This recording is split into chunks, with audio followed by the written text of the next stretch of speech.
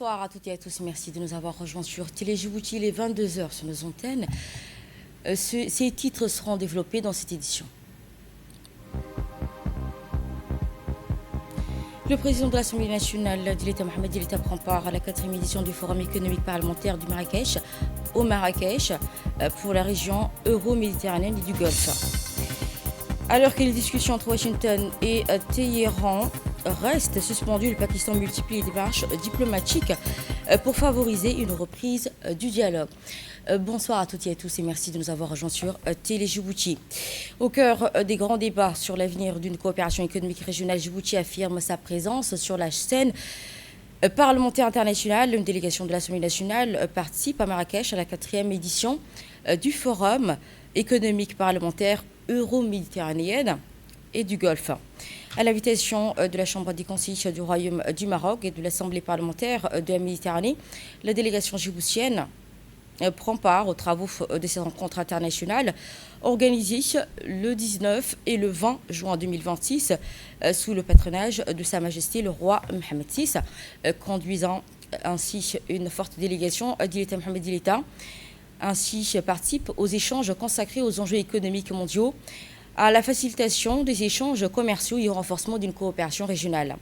Cette édition qui marque une étape majeure avec la mise en place pour la première fois d'un partenariat stratégique avec le réseau parlementaire de la Banque mondiale et du Fonds monétaire international. Les discussions ont tourné autour des nouveaux mécanismes du commerce international, de la coopération sud-sud et des opportunités offertes dans les zones de libre-échange continental africain.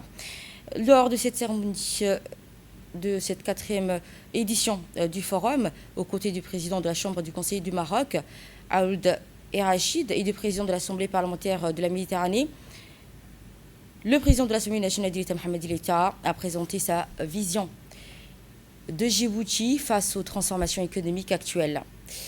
Lors de cette cérémonie, le président de l'Assemblée nationale a également reçu une distinction commémorative reçue pour le 20e anniversaire de l'Assemblée parlementaire de la Méditerranée. La délégation djiboutienne comprend également Souleymane Daher Billé, secrétaire questionneur de l'Assemblée nationale, Aïcha Mohamed Abdallah, membre de la commission législative, ainsi de l'administration générale, et de Mohamed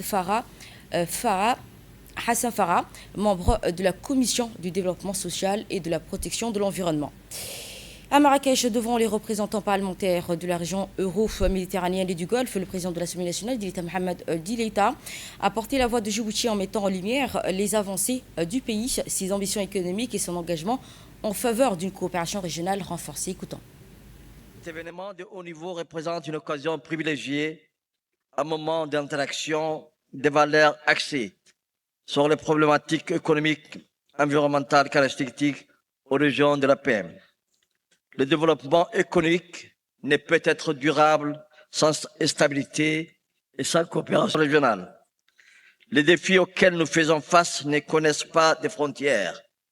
Ils exigent des réponses concrètes, concertées, fondées sur le dialogue, la solidarité et la confiance mutuelle. C'est précisément dans cet esprit que l'Assemblée parlementaire de la Méditerranée joue un rôle essentiel en favorisant les échanges entre parlementaires, décideurs politiques, investisseurs et représentants de la société civile. Elle contribue à rapprocher nos visions et à bâtir des partenariats porteurs d'espoir. Mesdames et messieurs, à une époque où les économies du monde sont plus interdépendantes que jamais, il est essentiel de renforcer les partenariats régionaux afin de relever ensemble les défis liés à la croissance économique, à l'emploi des jeunes, à la sécurité alimentaire, à la transition énergétique et à la résilience face aux crises mondiales. Pour ma part, la République de Djibouti occupe une place singulière. Située à l'entrée de la mer Rouge, au carrefour de l'Afrique, du Moyen-Orient et de l'Asie, notre pays occupe une position géostratégique exceptionnelle, lui permettant de devenir un acteur incontournable aux échanges commerciaux internationaux et un hub logistique du premier plan dans la Corne de l'Afrique. sous le leadership éclairé de son Excellence M. Ismaël Omar Guelleh, président de la République de Djibouti.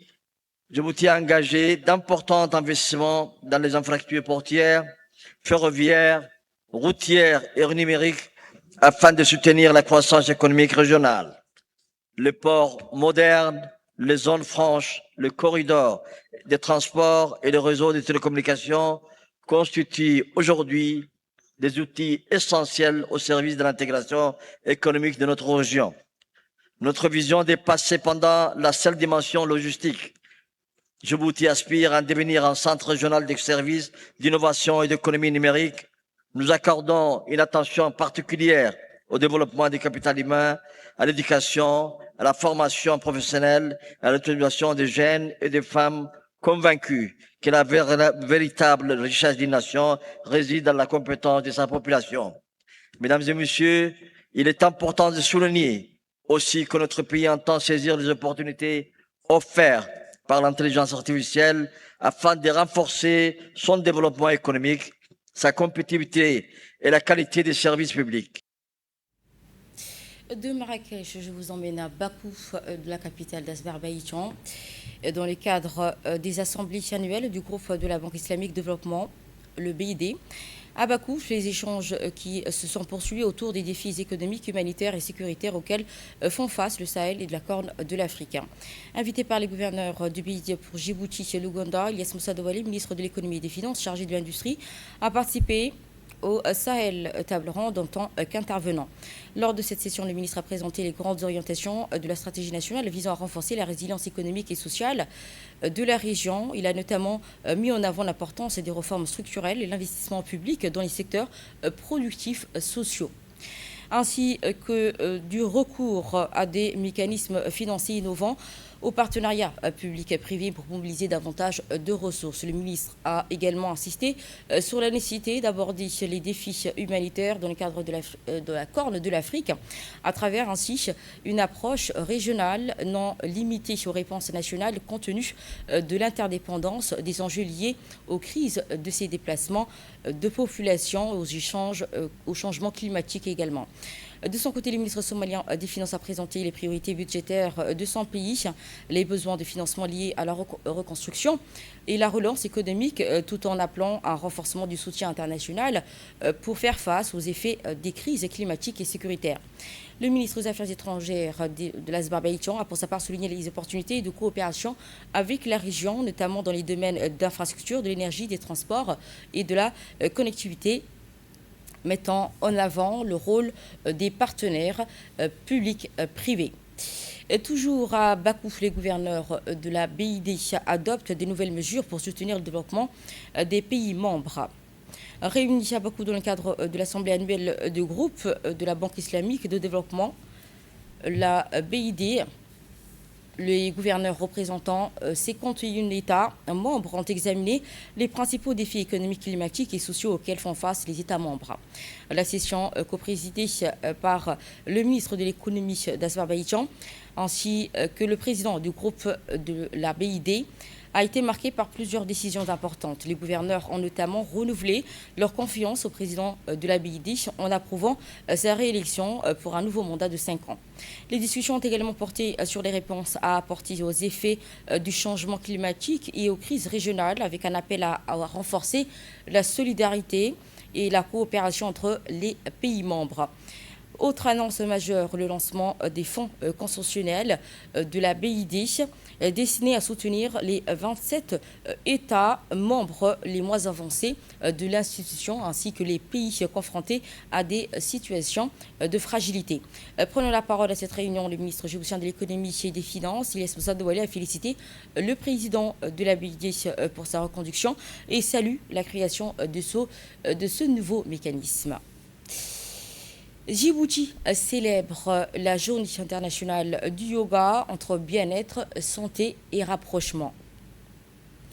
Le yoga a été à l'honneur ce samedi à l'occasion de la journée internationale du yoga. L'ambassade de l'Inde a réuni autorités sportives passionnées autour d'une séance dédiée au bien-être et à l'harmonie.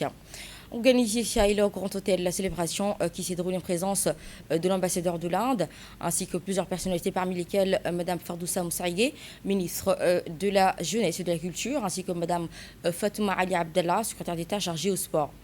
Cette rencontre qui a également rassemblé de nombreux participants venus découvrir ou pratiquer cette discipline ancestrale reconnue pour ses bienfaits sur la santé physique et mentale. À travers des exercices de respiration, de concentration et de relaxation, les participants ont pu expérimenter les vertus du yoga en matière de bien-être, d'équilibre et de gestion du stress. Au-delà de cette dimension sportive, l'événement a également mis en lumière le rôle du yoga comme vecteur de dialogue interculturel et de rapprochement entre les peuples. Une occasion pour l'ambassade de l'Inde de promouvoir un héritage culturel devenu une pratique universelle. La célébration qui s'inscrit dans le cadre de la Journée internationale du yoga observe chaque année à travers le monde une promotion des valeurs de paix, d'unité, de santé et d'harmonie.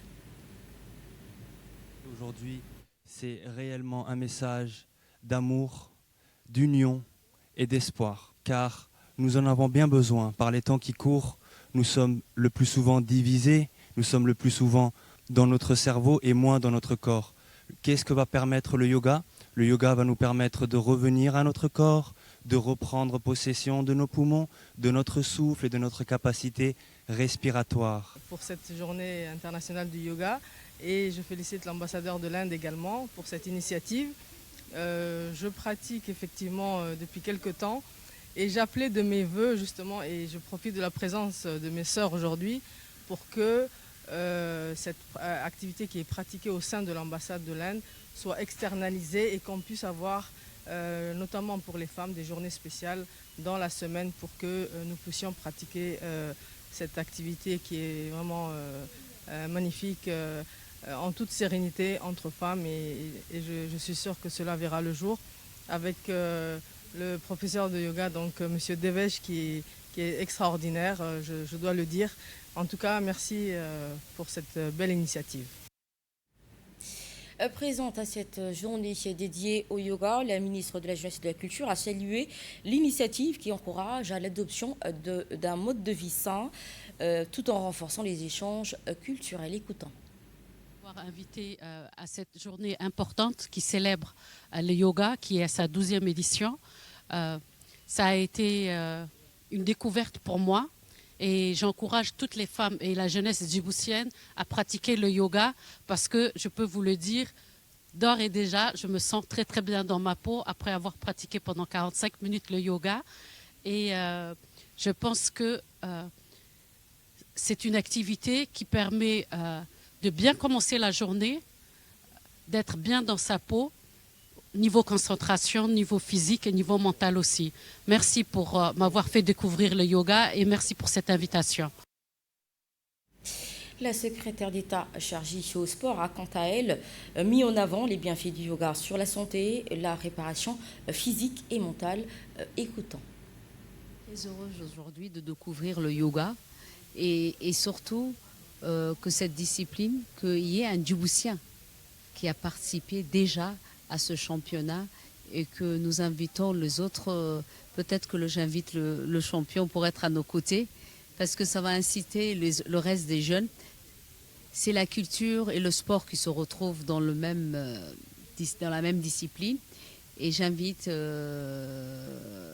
tous les jeunes Djiboutiens à pratiquer le yoga, parce que le sport, c'est pas que la compétition et les médailles. Hein. C'est la santé, c'est l'éducation, c'est la jeunesse. Et tout cela se regroupe aujourd'hui dans le yoga aussi. Merci et j'invite le reste de Djiboutiens dans les complexes sportifs que nous disposons. Nous allons inviter et s'approcher de l'ambassade de l'Inde tout pour pratiquer ce sport. Peut-être qu'il y aura une journée pour les femmes, comme l'a sollicité Madame Hasna Barkhat, qui pratique déjà ce sport. Et une journée pour les femmes, une journée pour les hommes et une journée pour les jeunes aussi. Hein. Et comme nous avons nos champions qui est à côté de nous, il va inciter les autres jeunes à venir massivement. Avant de devenir la capitale moderne et ouverte que nous connaissons aujourd'hui, Djibouti-Ville a longtemps porté les stigmatisations d'un système colonial fondé sur la discrimination et la ségrégation. Derrière les rues, les quartiers de ville se cachent une histoire de division imposée, mais aussi une résistance, une dignité de tout un peuple déterminé à reprendre son destin en main. C'est le grand format de cette édition commenté par Abdelrahman Mohamed Chibachi.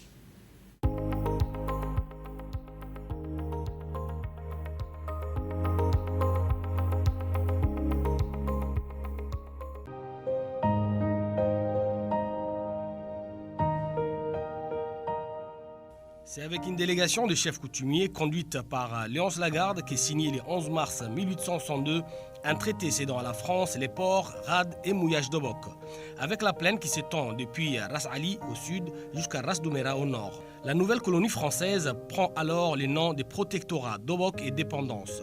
Pour la puissance coloniale, l'importance stratégique de cette nouvelle colonie sur la route des possessions impériales françaises d'Extrême-Orient, du Pacifique et de Madagascar via les canals de Suez est évidente. Donc, Obok a été la capitale de cette colonie d'Obok et Dépendance jusqu'en 1892. Elle fut pendant une trentaine d'années un dépôt de charbon pour les navires français allant ou revenant des colonies françaises d'Asie et de Madagascar. Les Français bâtissent quelques embryons d'infrastructures indispensables à leurs intérêts. La résidence du gouverneur à la garde pour loger les hôtes européens de passage, une mission catholique pour tenter d'évangéliser les populations locales, une jetée pour les navires qui mouillaient au large, quelques constructions en pierre madréponique réalisées par des commerçants originaires du Yémen ou des Aïlas, quelques entrepôts également. Mais malgré une croissance rapide de la cité d'Obok qui voyait affluer les populations du Yémen, d'Éthiopie, d'Érythrée et de la Somalie, les autorités coloniales françaises décident de transférer la capitale de leur colonie en 1892 vers les sites de Djibouti. Pour justifier ce choix, l'administration coloniale française avance plusieurs arguments. La recherche d'un port en eau profonde capable d'accueillir des navires à fort tonnage, la recherche d'une route facile d'accès et conduisant vers les hauts plateaux éthiopiens. La route Djibouti-Éthiopie est plus facile avec un relief beaucoup moins accidenté que la route Obok-Éthiopie plus difficile. La recherche de sources d'eau capables d'accueillir une population croissante. L'oued d'Ambouli, à proximité immédiate du plateau de Djibouti et du Serpent, permet à la fois d'offrir l'eau nécessaire mais aussi un espace pour développer une agriculture maraîchère afin de répondre aux besoins de la population citadine. De lors, l'ancienne capitale de la colonie, Obok, s'enfonce dans une longue léthargie après avoir été désertée par une grande partie de ces populations qui vont accompagner les transferts des autorités coloniales vers Djibouti-Ville en pleine expansion. Aujourd'hui encore, la présence des bâtiments coloniaux tels que les anciens forts et les structures administratives est un rappel constant de l'ère coloniale. Ces édifices, souvent en mauvais état, symbolisent l'occupation et l'administration française. Ils tombent tous en ruine sous les regards passifs des autorités coloniales qui n'entretiennent que la résidence des Léonce Lagarde, mais aussi les cimetières marins dont les tombes sont régulièrement repeintes en blanc et le drapeau français toujours changé. Au milieu de ces spectacles de désolation et de désertion coloniale s'élève la tour Soleillée, érigée par un commerçant français qui était destiné à servir de tour d'observation et des fortins d'abri en cas d'attaque hostile. Monument que les Obokois ne comprennent plus et confondent avec un phare. D'autre part, l'embryon d'un camp pénitentiaire, un bagne pénitentiaire des travaux forcés, a été installé tout au long du XXe siècle pour y incarcérer le bagnard originaire des différentes colonies françaises et de la métropole. Mais ce projet fut abandonné une dizaine d'années après au profit du bagne de Cayenne en Amazonie guyanaise. Des aventuriers comme Henri de Montfred vont trouver en ces lieux marginalisés des terrains idéaux pour y pratiquer la contrebande. Car l'ancienne capitale désormais enclavée est à l'abri des tracasseries incessantes des autorités coloniales. Ces ruines historiques sont appelées avec dédain par les Obokois Baïti Hayou, c'est-à-dire l'ancienne Obok ou l'Obok disparu. Obok est alors redevenu une petite bourgade résiliente, trop éloignée de la capitale et qui a vécu grâce à la pêche et de l'élevage traditionnel de son arrière-pays. En somme, les stigmates de la colonisation à Obok sont visibles dans tous les domaines. Ces impacts continuent d'influencer la ville et sa population, posant les défis pour le développement et la réconciliation avec le passé colonial. Il faudra attendre l'indépendance du pays pour que cette région soit mise sur pied d'égalité avec d'autres régions de la République de Djibouti et qu'elle commence enfin son long rattrapage en termes de développement et d'infrastructures. Nous parlerons de météo. Cette fois, les thermomètres s'affolent à Djibouti depuis plusieurs semaines. Le pays fait face à un épisode de chaleur extrême qui met à rude épreuve les populations et rappelle la vulnérabilité de la région aux effets du changement climatique. Depuis le début de l'été, la température ressentie dépasse régulièrement les 47 degrés Celsius et atteint parfois 50 degrés Celsius dans certaines zones de l'intérieur du pays. Cette vague de chaleur est renforcée par un taux d'humidité élevé qui accentue fortement le stress thermique. Même à l'ombre, la chaleur demeure également étouffante et les températures restent particulièrement élevées durant la nuit, offrant peu de répit aux habitants. Selon les spécialistes, il s'agit d'une simple fluctuation météorologique saisonnière. Cet épisode s'inscrit dans une tendance mondiale marquée par la multiplication des phénomènes climatiques extrêmes liés au réchauffement de la planète. Située dans l'une des régions les plus exposées aux effets du changement climatique, Djibouti subit de plein fouet ces conditions climatiques de plus en plus sévères avec des conséquences directes sur la santé, les activités économiques quotidiennes des populations.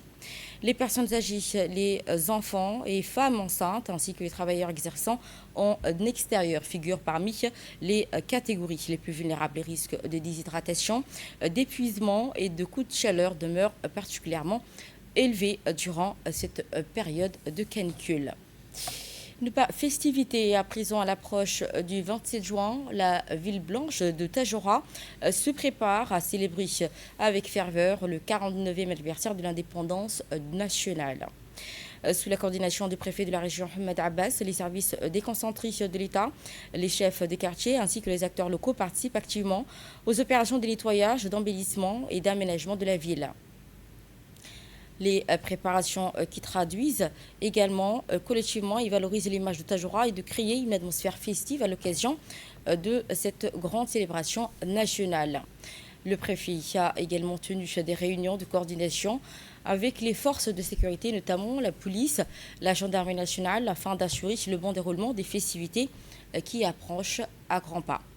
Saluant l'engagement des habitants de Tadjoura, Mohamed Abbas a souligné que la mobilisation des Tadjouriens et Tadjouriennes témoigne d'un profond attachement aux valeurs patriotiques et d'une volonté commune de participer à la réussite de cet anniversaire de l'indépendance du pays.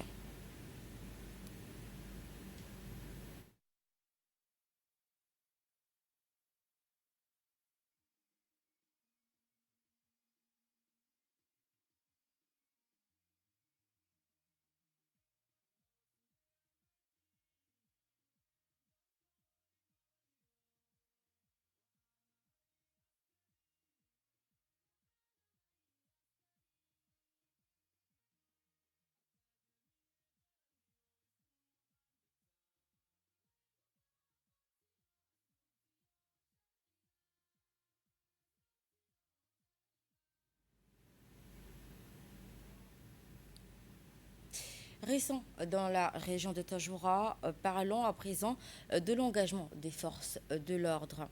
À l'approche de ces 49e anniversaires, la police nationale, les forces de sécurité réaffirment leur engagement quotidien pour la protection des citoyens.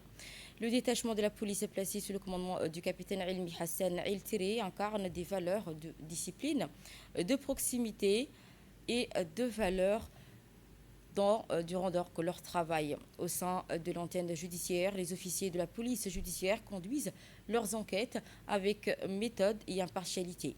Un travail souvent discret mais essentiel qui contribue à garantir le respect des lois et consolider le fondement de l'état de droit. Sur le terrain, les unités opérationnelles assurent une présence permanente auprès de la population. Les patrouilles veillent à la sécurité des quartiers, tandis que les équipes d'intervention se tiennent prêts à répondre rapidement aux différentes situations d'urgence dans la région de Tadjoura. Les détachements jouent également un rôle important dans la prévention de l'accompagnement de la population.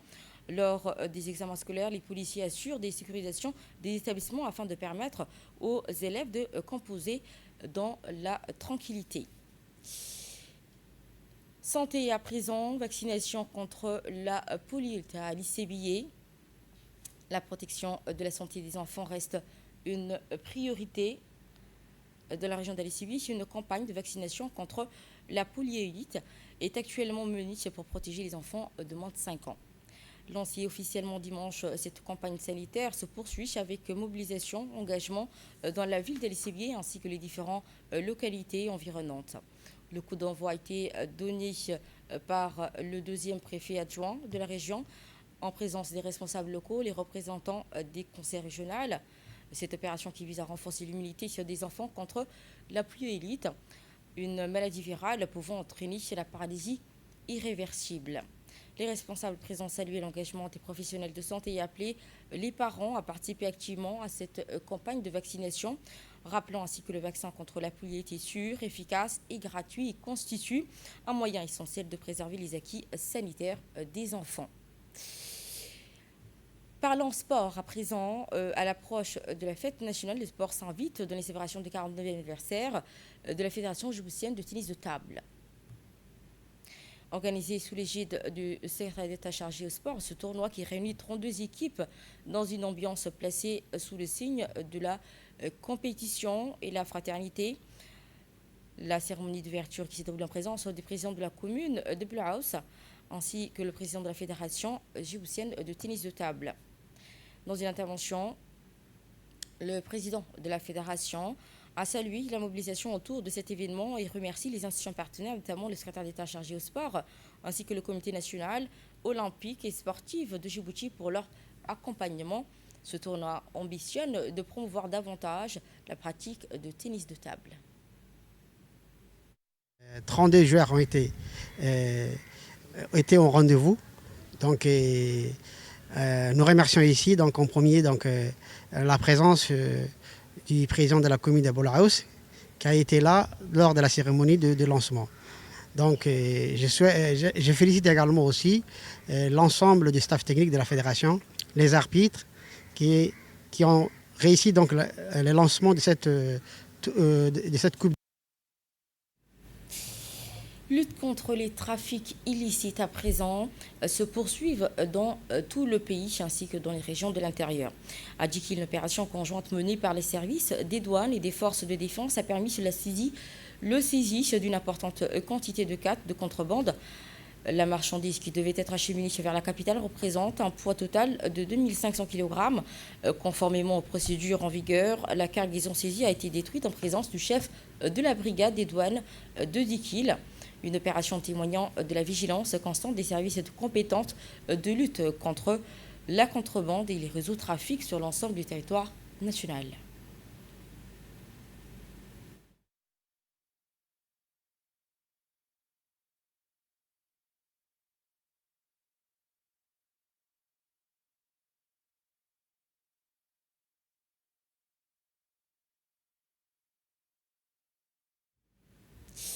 Le Pakistan s'active pour relancer les négociations américano-iraniennes.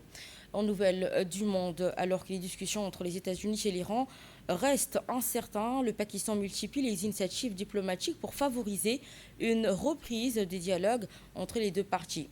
Le ministre pakistanais de l'Intérieur s'est rendu à Téhéran où il devait rencontrer le ministre iranien des Affaires étrangères. Selon Islamabad, cette visite s'inscrit dans le cadre des efforts visant à faciliter la reprise des négociations américano-iraniennes.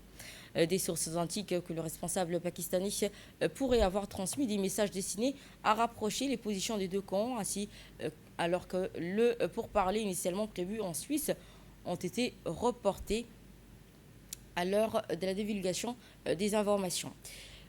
Ainsi, parallèlement, les représentants des Américains et Iraniens se préparent à d'éventuelles discussions en Suisse avec la participation des responsables diplomatiques et experts techniques, notamment sur la question liée au programme nucléaire iranien. De son côté, le président Trump a réaffirmé son souhait de parvenir à un accord avec Téhéran, tout en avertissant que l'option militaire restait possible en cas d'échec des négociations. Et ce sera tout. Merci à toutes et à tous de nous avoir suivis. Vous étiez sur Télé Djibouti. C'était le journal de la rédaction.